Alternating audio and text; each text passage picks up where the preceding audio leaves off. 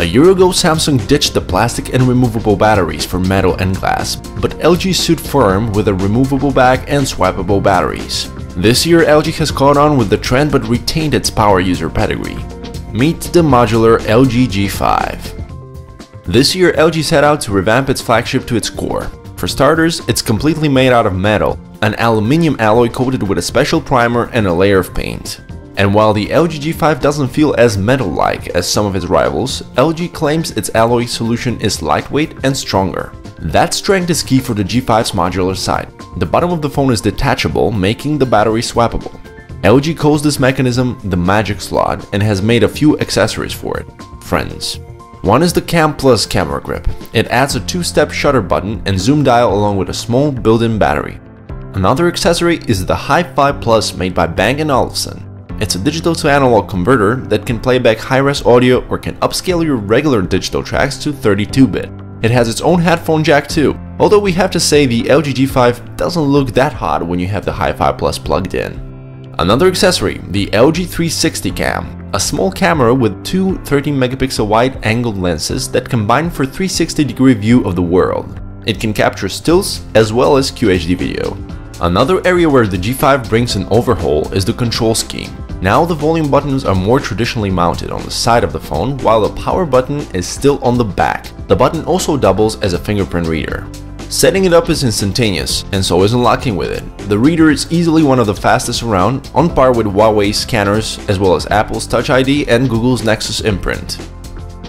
Large screen lovers will likely frown at the new display, which has gone from 5.5 to 5.3 inches, but the slight decrease makes the phone much easier to manage in the hand. The Quad HD panel isn't as bright as the one on the LG G4, but offers a big boost in contrast, which is most noticeable in the deeper blacks. Outdoor visibility is good, though not on the level of recent AMOLED phones or the iPhone 6s. There are 32GB of internal storage, but you can increase it through the microSD card slot.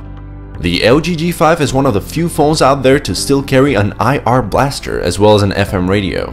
LG's software is now up to Android Marshmallow, but its design blueprint hasn't changed much and is still a hate it or love it affair. LG has decided to scrap the app drawer altogether, so you get all of your apps on the home screen like on iOS. Like Samsung, LG has an always-on display mode. The LCD has a separate controller that's in charge of a limited number of pixels only. It uses them to show notifications as well as the time and date. None of these are actionable, so you have to unlock the G5 to see details, and the always-on feature sips close to 1% of your battery per hour. Speaking of battery life, the G5 battery life is decent, though not overly impressive.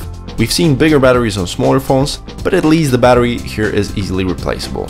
You can rely on solid talk time and video playback times, but the web browsing runtime is poor. When we turned the always-on display, it shaved off up to 10 hours from our 60-hour endurance rating. It's good that the G5 offers the latest Qualcomm Quick Charge 3.0, giving you 80% charge in only a half an hour's time. The LG G5 packs a cool Snapdragon 820 chipset and 4GB of RAM, a platform that's at the cutting edge of mobile technology at the moment.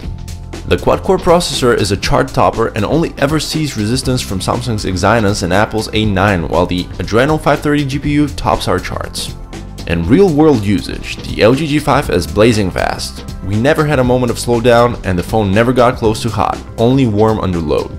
Perhaps the biggest innovation from the G5 is the cameras. LG retained the excellent 16-megapixel f1.8 optically stabilized camera from the G4 and V10, but added a second ultra-wide-angle 8-megapixel unit next to it.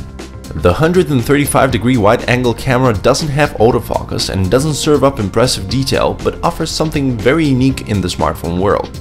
If you're not pixel peeping, the 8-megapixel super-wide snaps will capture you a surprisingly refreshing view of your surroundings. The more conventional 60-megapixel stills are rich in detail with great color and wide dynamic range. There is some strong sharpening going on and some noise creeps into solid color areas even in good light, but overall, the camera offers good processing. The screen matching 16:9 aspect is lovely too. The 8-megapixel selfie snapper is good too. You can get 4K video from both the main and the wide-angle cameras. Quality is great, as expected.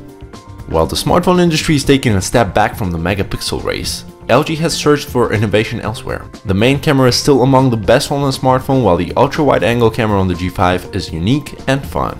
In the end of this review, we have to admit that the LG G5 industrial design didn't win many hearts here at our office, but looks are subjective.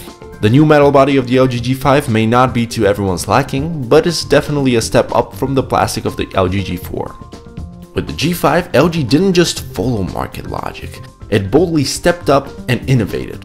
For one, the modular design opens up a host of possibilities and allows for the coveted removable battery in a unibody phone.